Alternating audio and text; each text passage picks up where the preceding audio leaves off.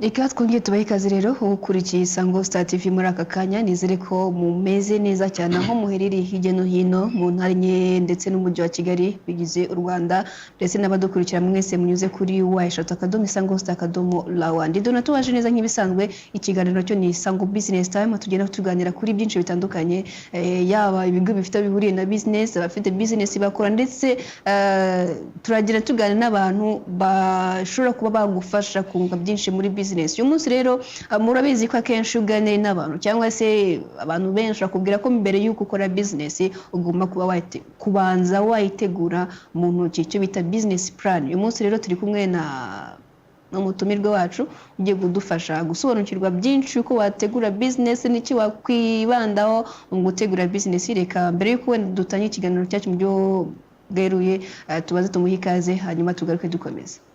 Murakoze cyane. Nitwa Rukundo Charles nkaba ndi CEO wa company yitwa Best Word Link Group Marketing Agency. Tukaba dukorera mu gorofa ya gatatu muri downtown. Umuryango wa F301. Urakoze cyane akaba n'umwe mu bantu nyine bahugura abantu bijyanye na business yakariyo mpamvu rero ahangaha kugira ngo adufashe gusobanukirwa ese koko ni ngombwa gukora business wabanje wayitegura mu mpapuro ese ubundi niki ugomba kubanza witondera ugiye kuyikoraho ese biba mu mpapuro no mu bikorwa bipfana iki ibyinshi agiye kudufasha ngo ariko mbere yuko dutangira Charles wadufasha ubundi business plan ni iki kirenze kwitwa business plan iri mu mpapuro? Murakoze. Ubundi business plan ni uburyo bwiza bwifashishwa ku muntu wari wese ushaka gukora business irambye cyangwa ubucuruzi yaba ari ubwa service cyangwa ubwa gucuruza ubwo ari bwose. Ngiye ku ruhande rwanjye numva umuntu wese ugiye gutangira business yagira business plan. Reka tubivuge wenda mu Kinyarwanda.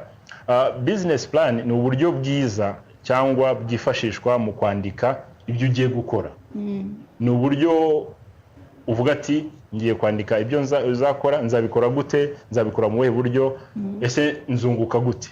Iyo niyo business plan. Ubwo tugenekereje mu rurimi rw'Ikinyarwanda twavuga yuko ari gutegura mbere y'igihe y'ibyo ugiye gukora mbere y'uko ujya muri business. Hagomba kubaho iyo nyandiko cyangwa ubwo buryo buteguye bwo gutangira business ndetse n'uburyo uzayikora ndetse n'uburyo izakorwa. Murakoze. Urakoze cyane. Hanyuma utubwire nda business plan icyo bishatse kuvuga mu Kinyarwanda mu buryo wenda burambuye. Hanyuma noneho umuntu ugiye kuyikora bisaba iki kuyikora ndetse igomba kuba igizwe n'ibiki by'ingenzi koko bishobora kuba gufasha wa muntu ugiye gukora business niba ataratangira. Yo umuntu agiye gukora business plan cyangwa uwo murongo ngenderwaho cyangwa iyo nyandiko agomba gushyiramo icyambere ibyo azakora, aho azabikorera, ibyo azabacuruza cyangwa service azabatanga, uburyo azabitangamo. Agomba gushyiramo n'uburyo azakora imenyekanisha bikorwa ari byo bita marketing plan. Agomba ndetse no gushyiramo ibyo bita financial plan cyangwa nagenekereza mu Nyarwanda ndaza kuvuga yuko uburyo azajya abonamo akoreshamo finance cyangwa ubukungu bwe cyangwa amafaranga ye. Agomba gushyiramo activity cyangwa ibikorwa bya buri munsi azajya akora muri business ye. Agomba ndetse no gushyiramo ikintu kijyanye naho azajya akura amafaranga umunsi ku wundi. Ubwo nibwo buryo bwa business plan igomba gukorwa, kandi business plan igomba gukorwa witaye ku kintu cyitwa abakiriya. Agomba no gushyiramo icyo bita ubwo ndaza komoza kuri marketing plan. Marketing plan impamvu nyivugaho cyane ubundi itangira rya business igomba kwiga kuri marketing plan. Isoko, iyo tuvuze marketing plan tuvuga ku isoko, kuko iyo business ikora neza igomba kubona abakiriya. Idakora neza byanze ibura abakiriya, kandi murabizi yuko business igihe itabona abakiriya ifunga. Niyo mpamvu rero navuga yuko gukora business plan agomba kwibanda ku kintu kijyanye n'abakiriya. Nakoze. Hanyuma tubwiye ingingo z'ingenzi agomba kwitaho. Abantu benshi iyo tuganiriye cyangwa se n'abandi badukurikiye bafite abo baganiriye n'abakoze business kuva kera, abenshi bakubwira ko atari ngombwa gukora business gucuruza ubwo ari bwo bwose cyangwa igikorwa cyose bidasabye gukora business plan. ndi bugusubize neza ku muntu ushaka business irambye izahoraho igihe kinini agomba gukora business plan. Ni nkuko igihugu kitabaho hatariho itegeko nshinga, constitution. Itegeko nshinga rero riba rikubiyemo ibigenga igihugu, mu rurimi rundi rw'igiswahili bavuga sheria. Sheria iyo ngiyo rero ntabwo buri gihugu kigira constitution cyangwa itegeko nshinga. Iyo tegeko nshinga niryo rigena igihugu rikavuga ati ibi bigenda gutya, ibi bigenda bitya, bigenda bityo, kandi igihugu kikaramba kikabaho igihe kirekire. Ariko mu bwiza ukuri hataramutse habayo itegeko nshinga ku gihugu ntago cyanamara kabiri. Habamo kwica amategeko, habamo kutubahiriza amategeko.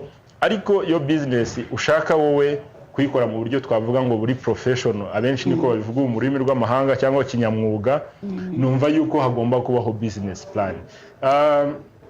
Sindi bwibagize na babandi bayikora mu buryo biboneye buri vague, nabyo birahari. Ndagira wenda aho ngaho uzi kubitubwira ku buryo umuntu ashobora kumenya se bwa buntu buri vague nubuhe, utari vague nubuhe, bukozwe gute? Urakoze cyane. Igihe ushaka kuba wakora business izatunga abanyarwanda benshi, nicyo kintu ndi buvugeho cyane. Ufite inzozi zo kuvuga ati nzakora business izamara imyaka 5, 10, 20, ugomba kugira business plan. Business plan tuza gusubira mu ntangiriro yayo, ubundi ngo ni description document yerekana, ndaza kubivuga mu rurimi rw'amahanga mbivuge mu Kinyarwanda, ngo it's a description document that shows how to do your business and how it will be done. Ubundi nicyo business plan nshatse kuvuga muri make. Business plan ni uburyo butegura cyangwa bukwereka uburyo business yawe izakora n'uburyo izakorwa. Ndamutse mbyutse mu gitondo, tuvuge nko ku bantu bafite umuco ariko butangiye gucika, abantu batangiye kuba basirimu cyane muri iyi myaka turimo, ukabyuka ukavuga ati ngiye gufungura umuryango runaka nangire gukora, ntabwo wigeze utekereza ku bijyanye n'abakiriya, ntabwo wigeze utekereza ku muntu uzakoresha, ntabwo wigeze utekereza ku mafaranga. Aho ngaho nizera yuko ya business itazamara n'iminsi 2. Kubwizo mpamvu rero ngiye ntabwo ndibuze kujya ku ruhande rwo gushyigikira gukora business utabanje gukora business plan cyangwa igenamigambi rya business yawe. Wenda urabivuze uti nta muntu ntabwo ashobora kubyuka ngagenda avuga ati njya gukora business, njye gufungura hariya, wenda nabonye amahirwe, nabonye hanyura abantu benshi, njye gukora business, njye kugira gute. Icyo cyonyine uravuze uti umuntu agomba kubanza yakora business plan. Ese business zarizo zose uko ziteye kose, urwego ziriho rwose, bisaba business plan? Ntago ariko bimeze. Ndaza aho ngaho ndaza gukomozaho nkubwira ikintu kimwe. Navuga yuko nk'abantu bacuruza cyangwa bakora icyo bita retail, ubucogocogo, ushobora gusanga ashaka kubyuka uyu munsi akagira ikarito, agatangiza nk'agakarito gatoya, acuruza amabombo, amabiswi, ejo bundi ukazamusanga afite boutique. Ariko nyamara uriya muntu nubwo atagira business plan, kuko twabonye yuko ari document cyangwa inyandiko yanditse, uriya muntu aba afite imibare ye twakita business plan itanditse, iri oro cyangwa itaboneka. Akavuga ati ngiye kujya mbitsa amafaranga kuri sako, amafaranga wenda 2,000 ku bushobozi bwanjye, akagira intego. Ni cya kindi tubibuze gusanga kiri muri business plan ku mwanya wa 3 navuze ngo financial management.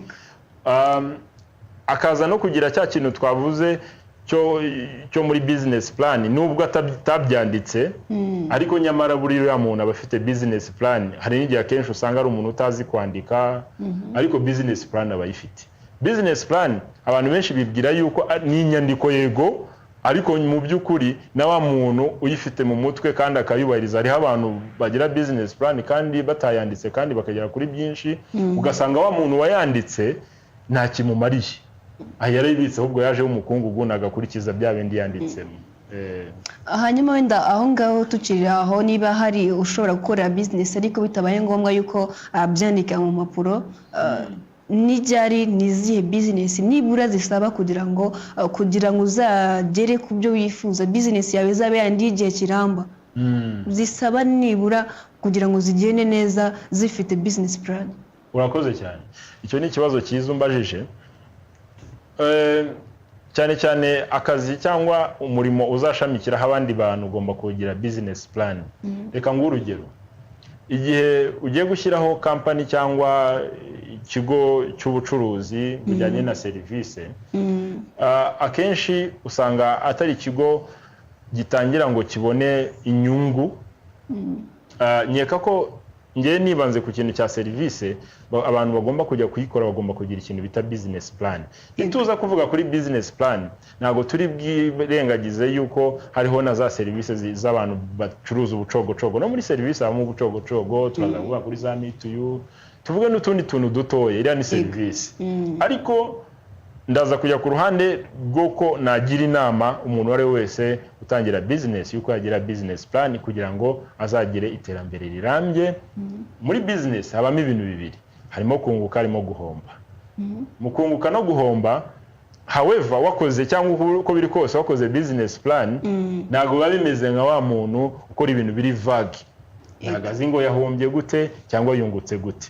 Ariko iyo uzi ngo nahombye gutya, ikosa wakoze ukarimenya, business plan nta nubwo ari no kuvuga ngo nukuyikora mu bundi buryo bigufasha iki, nawe ubwawe bigufasha kumenya ngo ibyanjye biragenda bite, cyangwa ibyo natangiye biri ku ruhe rwego, cyangwa urwego rwanjye rwa marketing rurangana gute.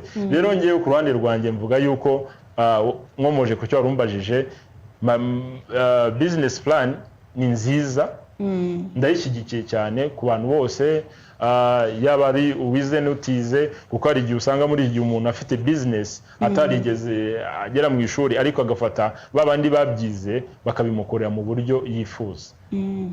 Nibwo buryo numva burambye bwafasha umuntu wari wese gukoresha business plan, yaba ari na wa undi ucuruza ubucogocogo akayikomeza kubera ko yiha intumbero runaka akavuga ati ngomba kuzagera kuri ibi. Bivuze ngo nta bantu bakubiriye kuba business ikora iyo ari yose agaciro yabifite, bisaba yuko ubanza kuba wabishyira mu mpapuro. Hanyuma wenda anganyibaza, ari business plan ari n'igishoro, ahangaha icyakagombye kuza mbere ni ikihe, kugira ngo n'ubundi ko byose ni business? Ngiye ndaza kwitanga urugero, ndaza kuko sindi buvuga undi muntu. Yewe nagize business plan nyiri muri segonderi. Narayirose, nararutaga nkavuga ati I wish to have my own business. Ndashaka kuzagira igihe rimwe nkagira business yanjye. Ndibuka umunsi umwe, ntago ndi bukubwira uwo ari we, umuntu twigeze guhura mfite business plan mu mashini yanjye. Nagiraga office mu baga yanjye cyangwa mu gikapu cyanjye cyo mu mugongo. Gwari office partage. Ariko ya office nkazajya ndota kuzagira office. Ndakeka ikintu ngiye kuvugaho ni abajene benshi bahura n'iyo challenge cyangwa n'icyo kintu cyo kuvuga ati igishoro, business plan. Ariko ngewe mubwiza ukuri, mbere yuko ngira igishoro nabanze kugira icyo bita business profile. Business profile iri muri business plan. Business profile ubundi ni nka about the company cyangwa icyerekeye kuri company. Ya business profile ibirimo ibintu byose bijyanye na company. Ndaza guhamya ndeka ari bwo ngarukaho. Umuntu umwe nangiye kumuhereza service turi ahantu runaka, arangira arambwira ati se shahu waba ufite office? Ndamubwira ati oya nayo mfite, ariko ibyo mfite bifite agaciro. Nari mfite baga irimo imashini, irimo stamp cyangwa kashe, irimo agenda n'ikaramu. Uwo mugabo cyangwa ni umuntu tujya kungana aza kumpamagara ku munsi wa kabiri. Amamagaye ku munsi wa kabiri arambwira ati sasa mwereka ibintu byanjye ko nabiteguye, mwereka ukuntu nateguye inyungu y'imyaka 2, 3, 4, 5. Abona ni ibintu biri ku murongo. Ngiye rero mu gutekereza kwanjye nkomoza ku cyo warumbajije, nuko business plan akenshi iza mbere y'igishoro. Nta muntu uzigera ukubwira, umuntu uzanakubwira ko afite igishoro agahita agenda, ni kenshi uzasanga umuntu yahombye akava mu kibuga vuba. Ariko ubundi ngewe business naba nkora ubu ngubu cyangwa naba nekereza kuzakora, ni ibintu narose kuva mbere, nkabirota ariko ugasanga bwa bushobozi buracyari hasi.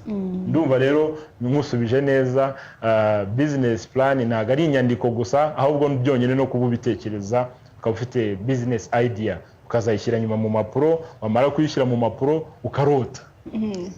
Murakoze. Ubwo niba uyifite ukaba utarota rero nkubwire ni hari ikibura kugira ngo ubashe kuhagera business yawe itangire kuba yaguha umusaruro, yaba wenda mu buryo bumwe cyangwa se ubundi. Hanyuma wenda tuzi no kwakira ibitekerezo by'abantu badukurikiye, niba hari uri hafi bwire Emmanuel kuri tekiniki ntihagire ukomanga uze kumutwohereza telefoni 0785832462. ubwo niba hari uri hafi iminota yo yadusize turakwakira. Hanyuma hari ibyo ugarutseho uti nicyo kibazo abasore benshi bahura nacyo. Ikindi kandi uti bamwe iyo ufite business barahomba ntibamenya uko byagenze, ese byapfiriye hehe, ese ndakosorera hehe. Dufite abajene benshi usanga bafite ibitekerezo bya business byo gukora kandi ukumva ni ikintu gifatika cyane, ndetse nanone ugasanga aratangiye afunguje n'umushinga we cyangwa se kampani ye muri RDB, ariko na nyuma ugasanga bimaze igihe runaka biracyari kwa kundi. Ahangaha biterwa n'iki? Ndagira ngo wenda uze kutubwira. Reka wenda twakiriye umuntu. Alo, Isango Star, muraho neza? Isa genda, ariko niba hari undi turaza kumwakira, turakira nka babiri cyangwa se umwe uri hafi mbere ko dusoza. Byo navuga ni usanga abantu benshi bahomba muri business. Tuvuge wenda twibane nko ku bacuruzi, ugasanga umunsi acuruje bimwe, ejo birarangiye, ejo afashe ibindi nabyo biranze, agiye mu bindi. Ese ziriya mpinduka zibaho ni nziza cyangwa kenshi biterwa yuko yagiye gutangira business atabifite mu buryo wenda bw'inyandiko? Biterwa n'iki? Urakoze. Icyo ni ikibazo cyiza cyane nashingiraho mvuga yuko ngewe ikintu navuga kuri icyo kintu, usanga urubyiruko cyangwa abajene tubuze ikintu kijyanye na innovation, ariko nkaguha assurance yuko wa muntu ufite innovation agera kure nubwo byatinda. Yego. Ngewe ngabyuka mu gitondo ngakubwira Donata, kubera ko uri umunyamakuru ngiye kuza kuba umunyamakuru, ariko nyamara buriya ntago ari byo. Ngiye ku ruhande rwanjye ntago mbyemera. Navuga yuko buri muntu yakabaye akora ibintu akunda. Ngiye ikintu nkora ndagikunda, nubwo nataha uyu munsi nkavuga ati sinabonye amafaranga cyangwa se nungutse, ngiye nkora ibintu nkunda. Iyo ukora ikintu ukunda, guhomba ushobora guhomba, kunguka ushobora kunguka, ariko iyo umuntu akora ikintu akunda, ko byagenda kose wagutitiriza hozaho, igihe kiragera bigacamo. Ikintu nakubwiraho ni uko gukunda ikintu ukora nicyo gishoro cya mbere. Ngewe niba mvuga ngo Donata yagiye mu itangazamakuru, sinzi impamvu zawe, ariko ndavuga ati nanjye ndishoye ngiye mu itangazamakuru, nazamo bikananira, rero nzaferinga cyangwa nanirwe bivemo. Abantu baba bacuruje bagahomba, ntago ari ukuvuga ko baba batakoze, baba bakoze pe, ariko ikintu nababwira cyo mu buzima ni hasi hejuru, ejo bikagenda neza, ejo bikanga, ariko igihe bigenze neza uyu munsi ukabireka waratangiye, nyamara burya imbaraga barakoresheje utangira nizo nyinshi usanga waratakaje. Nk'ubu ni urugero mubwiza ukuri, natangiye ibintu cyangwa ndabitangiye ndakoze, numva yuko esheka umuntu yagera mu buzima cyagiye aba yarataye atangira bya bintu, gusubira inyuma nicyo gihombo kinini kuruta ibyo yahombye ako kanya. Rero nkavuga yuko nago guhomba bizabura mu buzima no kunguka nibibura biraboneka, nubwo bishobora kuba gakeya, ariko gukunda cya kintu ukora ukagigirira umutima wo cyumva yari ikintu cyawe, yuko ari ikintu cyawe, igihe byanze bikunze kirivugira ibyacyo ukazagera ku cyo wifuzaga. Ndumva aricyo nagusubiza. Urakoze cyane Emmanuel kuri tekinike, ntihagira uko manguze kumutwoherereza, ariko turagenda tuganira nanone dusatira n'umusozo. Hanyuma aho ngaho ukomoje, reka umuntu anakwibaza. Alo, Isango Star. Alo. Uraho neza? Muraho. Ndavugana ndayiriye hehe? Muravugana na Olivier ari mu Gatenga. Ntago ubone bwonye bakurikirana. Ego. Ariko bavuga ku bya business, mwumva ni ibintu nanjye ni ibintu bishishikaje. Ariko nashaka kubabaza ikibazo kibaza ngo ni iki gituma abantu hano mu Rwanda bari kujya muri business bajyamo bashaka inyungu y'umurenge. Yego. Sinzi nimba hari aho biri buhure n'ikiganiro mufite. Hanyuma uraza kuduha urugero, birashoboka ko wenda cyaba ari nk'ikibazo wahuye nacyo wowe ubwawe wenda njye ntarahura nacyo, wadusangiza amakuru gifiteho. Reka nguhe urugero rworoshye. Yego. Urabona, reka mvuge boxer z'abagabo, urazibona box. Bafata boxer eshatu. Yego. Bakazishyira mu kanverope. Akaguca ibihumbi 5. Yego. Ariko mu buryo nyakuri urebye material yakoresheje ukareba wenda ahantu ari, ntabwo ayo mafaranga ahwanye n'iyo produit ugiye kugura. Iyo produit irahenze ku buryo n'umuntu ugiye kuyigura agura kamwe akazongera kugaruka nyuma y'amezi 6. Yego. Mfite ingero nyinshi ariko ako ni akagero gato nashaka nyine kuba kugira ngo wumve ko business rimwe na rimwe tuyikora tutanumva reason yuzuye. Ngira ngo nabyo uwo mu gentleman yakagombye kutubwira kugira ngo twumve uburyo bwo business ikorwa atari ukugenda dushaka inyungu y'umurengera izatuma tuhita tunava muri iyo business mu kanya nk'ako guhunga. Urakoze cyane. Ngira ngo ibyo urakoze cyane Olivier. Ikintu nashaka kuvuga ku kibazo Olivier abajije ni ikibazo cyiza. Ubundi muri ndakeka ni mu masomo ya kera twigaga aricyo bitaga fast in fast out cyangwa FIFO cyangwa RIFO. Hariho abantu badatekereza ku kintu cy'uko uhenze umukiriya, ngenda binenga ku ruhande rwanjye. Ubundi hari ibiciro biba biri rusange. Niba uvuga yuko iyo boxer cyangwa uwo mwenda w'imbere ucuruzwa amafaranga 1000 cyangwa 500 ku isoko, ibiciro tuba tubizi, ugasanga umuntu wenda arayicuruza 1500 cyangwa 2000, nyamara uwo muntu umuriye amafaranga, ariko nyamara uzisanga umunsi nurangira ufite nk'abakiriya 2 bakuguriraho kubera ko wagendeye ku biciro bitandukanye n'iby'abandi. Icyo kinavuze kibaho. Nyamara yo ucuruza neza ugacururiza ku giciro kigenwe n'abandi, murabizi yuko competition ibaho. Umuntu ntabwo abazi competition icyari cyo cyangwa ihatana cyangwa ipiganwa, niko nabyita mu Kinyarwanda ubwo, ariko reka tuvuge competition. Competition rero igendana n'amategeko menshi cyangwa hari ibiyagenga, na gace kaba muri marketing cyangwa imenyekanisha bikorwa muri business plan. Muri business plan igomba kubonekamo. Iyo umuntu agiye gucuruza kuri iyo boxer ntabwo baratekereje kuri ya business plan. Nakubwiye yuko hari umuntu ucuruza business plan atayikoze, ariko hari n'undi muntu ukora business plan mu mutwe we akavuga ati nubwo itanditse ariko ngende ndayifite. Ugasanga wa muntu aracuruza cyane ukibaza impamvu. Bamwe na bamwe bakavuga ngo ni dawa ya nyota, niko mu Giswahili babyita, ngo yakoresheje dawa, ariko nyamara ntabwo ari dawa. Uriya muntu ikintu aba yarakoze abazi strategy zo kuri tele cyangwa ku isoko uko bimeze.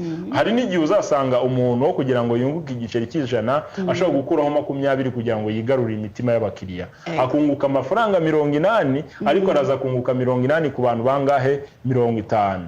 Nuza gukuraza gusanga yungutse 40,000. Wa wundi yungutse angahe 1000 cy'abantu 2 nkuko nabikubwiye, atahandi 2000. Rero tugomba kumenya isoko uko rihagaze, kuko umuntu burya ashobora kukugana avuye n'ahandi kugira ngo yumve akore ikigereranyo, avuge ati uno muntu arahenda cyangwa nahenda, ariko nawe umucuruzi ugacuruza kugira ngo ntuzasubire ku isuka. Ndumva ari uko nguko nagisubiza ikibazo cya Olivier yari yambajije, kandi mubwira yuko niba ashaka gukora business agomba gutekereza ku kintu kijyanye n'igiciro. Igiciro cyangwa price ni ikintu kigomba gutekerezwaho muri business. Yes. ni innovation noneho ni igicuruzwa cyanjye nateguye ntekerezaho ntabwo gisanzwe ku isoko ntabwo ari wa wundi ucuruza boxa cyangwa ucuruza ji ngo ajye ku isoko avuga ati ko runaka bayigura gute njye ni product yanjye njya gukora aho ngaho muri nk'uko watubwiye business yawe wateguye inyungu mu myaka 3 myaka 2 aho ngaho gusetinga cyangwa se gushyiraho igiciro ku muntu uri gukora business plan n'ugiye gutangira kujya kuri tele aho ngaho bihura gute urakoze cyane icyo ni ikibazo cyiza nacyo ubundi muri business habamo icyo bita price discrimination price discrimination ni igihe ushobora gusanga njyewe Charire nje nambaye karuvati ukavuga turanci 3,000 produit igura 1,000 cyane cyane ari nk'amaproduit ari mashya ku isoko usanga abantu bamwe na bamwe babigenderamo usanga hari abo arenganya iyo price discrimination ikunda kubaho muri economics cyangwa babyita ngo iki economy nyine muri rusange ariko nyamara iyo uhenze abantu ushobora kubahenda ukwezi kwa mbere ukwezi kwa kabiri ariko ukwezi kwa gatatu cya gicuruzwa cya kikabura iki abakiriya si nibyo gusa tugomba kumenya urwego rw'umufuka w'abanyarwanda bakoze iki bariho iyo tugiye kubara icyo bita amafaranga umunyarwanda yinjiza ku munsi hari ibyo bita per capita income ugiye kubara usanga umunyarwanda ashobora kuba wenda yinjiza duka tuvuge ku kwezi reka turebe kuva ku munsi tweka tubabarire wenda amadolari 20 cyangwa 30 wa munyarwanda ushobora kuzana ya produit yawe bitewe n'abo wayiteguriye bitewe n'abo wayiteganyirije ugasanga nubonye abakiriya bitewe n'ukuntu wayihenze tuvuge nk'urugero nakoze karuvati karuvati wenda ifite umwihariko nago tuvuge ko mu Rwanda abantu batambara karuvati ngiye nyamara nkajya kuzana karuvati nago nabanje gutekereza ku cyo bita market demand ese isoko ririfuza iki abantu bakeneye iki urumva hari igicuruzwa cyawe ushobora gusanga ari igicuruzwa cya Rix sibyo iyo tuvuze igicuruzwa cya Rix ni igicuruzwa cyo kwinezeza ariko nuzana cya gicuruzwa kikenerwa buri munsi cyo bita basic goods cyangwa primary goods byabicuruzwa umuntu wese azakenera buri munsi ku wundi harimo ibyo kurya harimo imyambaro uzasanga nubwo wagihenda ushaka kubona bakira mu minsi ya mbere mu minsi ikurikiraho ariko nyamara nihaza piratage ku munsi wa kangahe uzakora iki wa gatatu cyangwa mu kwezi kwa gatatu uzabura abakiriya urakoze cyane hanyuma iyo urebye business za hano mu Rwanda mu nzego zitandukanye usanga ni business zikiyubaka niyo waganira n'ufite uruganda kubwira ko ari byinshi za mbogamizi n'ibiki ugasanga wareba hanze nk'ubigo byateye imbere bafite ibigo bikomeye cyane navuga ko bidomina ku isi naza na produit hano mu Rwanda tuvuga wow no haba ari ikorerwa hano mu Rwanda tukavuga tuti no ndajya gushaka iyo muri company runaka why not hano mu Rwanda tuzagira za business ni bimwe wenda tube tuziko ishobora gufasha umubare munini w'abanyarwanda biterwa n'iki ese ubona bipfira hehe ni hari imbogamizi ishobora gukumira babashoramari b'abanyarwanda kuba yakora business ikaba nini koko ikadomina biterwa n'iki icyambere ndibuze kuvugaho ntabwo twakirengagiza yuko turi mu gihugu kiri mu nzira y'amajyambere icyo cyo ugomba kukimenya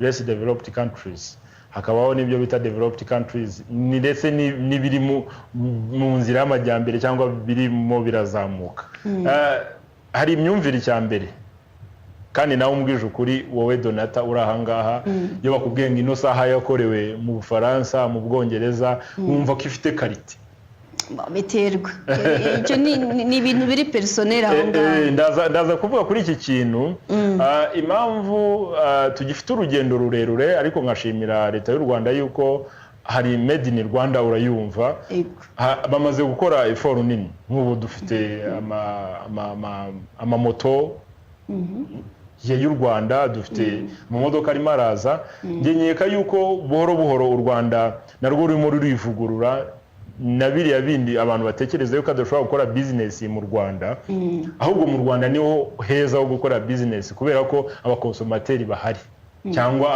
abagura izo produits zawe ziri kure n'ubu mbere umuntu yajyaga kugura imodoka runaka akazajya ajya kure kuyitumiza ndetse ugasanga harimo biramugora transport, ariko ubu ngubu birashoboka ko umuntu azajya abona imodoka ya bwa bwoko yifuzaga ari mu Rwanda. Nicyo nabivugaho. Ikindi urwego cyangwa rw'inganda, igice cy'inganda kimwe kirazamuka mu Rwanda. Sinzi niba utabibona ko harimo itandukaniro, ufashe umwaka 2019 ugafata n'umwaka 2000 usanga harimo nabyita nka 19 years of challenge, sibyo? 19 years of challenge. So navuga yuko u Rwanda abayobozi bacu barimo barashyiramo imbaraga cyane gutuma u Rwanda natwe rwacu ruba rwiza nk'uko twagiye tubyifuza cyangwa bagiye babyifuza, ariko navuga yuko u Rwanda ari cyo gihugu ubu ngubu umuntu yakoreramo business. Ubwo no muri business plan ubwo babiteganye yuko mu minsi iri imbere tuzadufite ama business inganda zikomeza gafashe zubatse amazina hirya no hino. Hanyuma iminota yagiye dusoza, ni yihe nama wenda wagira urubyiruko by'umwihariko cyangwa se n'abandi bose badukurikiye bifuza gukora business, cyane ko twaganira ku bijyanye na business plan? Ngewe inama ya mbere nagira urubyiruko bagenzi banjye, nanjye ndacyari mu karongo k'urubyiruko, no gukomeza kurota kandi niba rekure, niba giving up, kandi bagakomeza kuzana udushya. Ikintu tumara cya mbere dutuma competition isa nkaho, ndeka mbaze mvuge kuri iki kintu. Natembereje muri Tanzania, umwana waho arangiza universite cyangwa secondaire agatekereza kwikorera, gucuruza, agatekereza kuzana ikintu gishya, natekereze guhita ajya gusaba cyangwa gushaka akazi muri government. Usanga n'abantu bakora akazi k'umushahara usanga ari abantu ahubwo bo babafata nk'abantu baciritse kuruta abantu bikorera cyangwa bishakishiriza umurimo. Umurimo umuntu akoze wose uramuhemba. Reka mbwira urubyiruko yuko ari zo mbaraga z'igihugu, kandi icyo bakunda ntibakire kure. Icyo waba ukora cyose gishobora kuguhereza inyungu igihe ugikoze neza. Urubyiruko rwacu rero nubwo igishoro ari gitoya bigoranye, ariko simbabeshye na Coca-Cola bababwiyeho yatangiriye bacuruzaga amacupa 3 ku munsi cyangwa 2. Igere gihe ubu ngubu irimo agaburira abuzukuru n'abuzukuruza, isi yose yaragafashe. Ubwo rero mwifuriza urubyiruko bagenzi banjye yuko batacika imbaraga, ahubwo twafatanyiriza hamwe tukazamura igihugu cyacu. Urakoze cyane. Nshimire rero nabo twabanye twaganira ku bijyanye na business plan ndetse nuko yategurwa, icyo ishobora gufasha. Mwabyumvise byinshi rero yuko biguha ishusho y'ahazaza y'ibikorwa byawe. Dushimire Charles waje kudufasha mu kuduha ubumenyi ndetse nuko abantu bashobora gutegura business plan n'ibindi byinshi twagiye tuganira. Wakoze cyane. Ndashimira namwe Donata, ndashimira Isango TV kuba baramisemo umujene waza gutanga inama ku bajene bagenzi banjye.